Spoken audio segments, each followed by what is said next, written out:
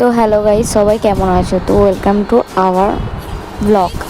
তো আজকে ছিল কালী পুজো, তো আমরা সবাই মিলে ঠিক করি বারাসাত যাব। তো সেই অনুযায়ী সবাই বেরিয়েও গেছিলাম, মা বাবা আমি বোন, আমার দু জামাইবাবু, দু দিদি, আরও আমরা সবাই মিলে বেরিয়ে গেছিলাম যাওয়া বলে। তো এই যে স্টেশনে বসে আছি, তো আমরা একটা ট্রেন মিস করে গেছিলাম, তো তাই জন্য আমাদের 1 ঘন্টা বসতে হয়েছিল। তো তারপর দেখতেই পাচ্ছি স্টেশনে, তারপর ট্রেন চলে আসার পর আমরা উঠে চলেও আসি। তো নেবে আমরা সবাই মিলে ফার্স্টে ফুচকা খেয়ে নিই। তো ফুচকা খাবার পর প্যান্ডেলেও দেখতে ঢুকে যাই। তো এখানকার প্যান্ডেলগুলো সত্যিই খুব সুন্দর হয়।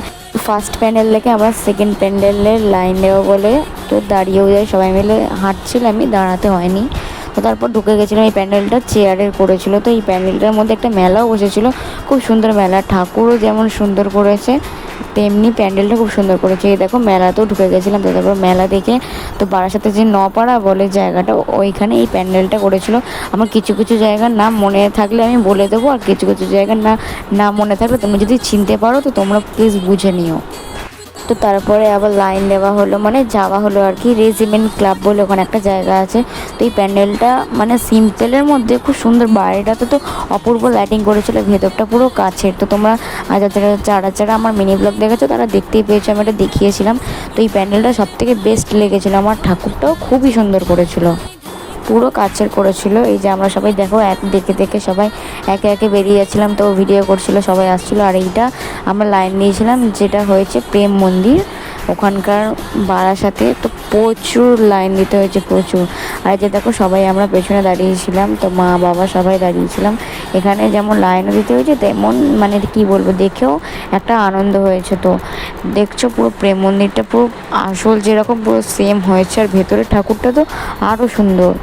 তো আমরা সবাই লাইন দিয়ে আবার একে একে করে এগিয়ে গেলাম। আমার দিদিরা মাঝখানে এগিয়ে গেছিলো, আবার আমাদের সাথে চলে এসেছিলো। তো ভেতরটা দেখো, মানে কিছুটা শোলা দিয়ে যেটুকু আমি দেখলাম, তো ভেতরটা দেখো কালী ঠাকুরের হাতে কিন্তু বাঁশি দেওয়া আছে। মানে একটা কথা আছে না, যেই কালী সেই কৃষ্ণ, তো সেইটাই আর কি করেছে। তো এই ঠাকুরটাও সব থেকে বেস্ট হয়েছে। প্যান্ডেলটাও যেমন সুন্দর, ঠাকুরটাও সেরকম সুন্দর হয়েছিল। তারপর আমরা দেখে বেরিয়ে গেছিলাম অন্য একটা প্যান্ডেল দেখতে যাওয়ার উদ্দেশ্যে। তো এখানে আমি, বাবা, তারপর মা, দিদিরা, একটা দিদি আগে ছিল, একটা দিদি পিছিয়ে গেছিলো। তো এরমভাবেই যাওয়া হচ্ছিলো। তো তারপর কৈলাসের প্যান্ডেল দেখবো বলে আমরা সবাই চলে গেছিলাম লাইন দিতে। কৈলাস দেখতে যাওয়ার জন্য আমাদের প্রচুর হাঁটতে হয়েছে, মানে অনেকটাই হাঁটতে হয়েছে। মানে প্রত্যেকটা প্যান্ডেল থেকে এটাতে বেশি হাঁটতে হয়েছে। আর সব থেকে বিশেষ করে একটা কথাই, কৈলাসটা মানে কি বলবো, অতটা ভালো হয়নি, হয়েছে অতটা সেরকম ফিল আসছে না যে কৈলাস মতো যেরকম প্রেম মন্দির বাকিগুলো যেরকম হয়েছে আর কি। কিন্তু ঠাকুরটা খুব সুন্দর হয়েছে, যেরকম ওরা চেষ্টা করেছে, চেষ্টা করার মধ্যেও খুবই সুন্দর হয়েছে। ঠাকুরটাও সুন্দর হয়েছে আর ভেতরটাও সুন্দর। তো তারপর আমরা দেখে এই বিরিয়ানি খেতে ঢুকে গেছিলাম বেরিয়ে।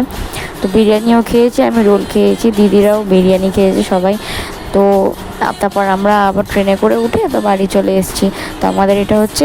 তো তারপর স্টেশনে নেমে গেছিলাম। তো দেখতেই পাচ্ছ অনেক রাতেই নেমেছিলাম, ট্রেন ফাঁকা। তো আমাদের ইচ্ছে ছিল আমাদের পাড়ার প্যান্ডেলটাও দেখে যাওয়ার।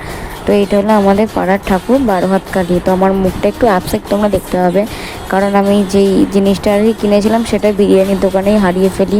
তো তাই জন্য আমার মনটা একটু খারাপ হয়ে গেছিলো।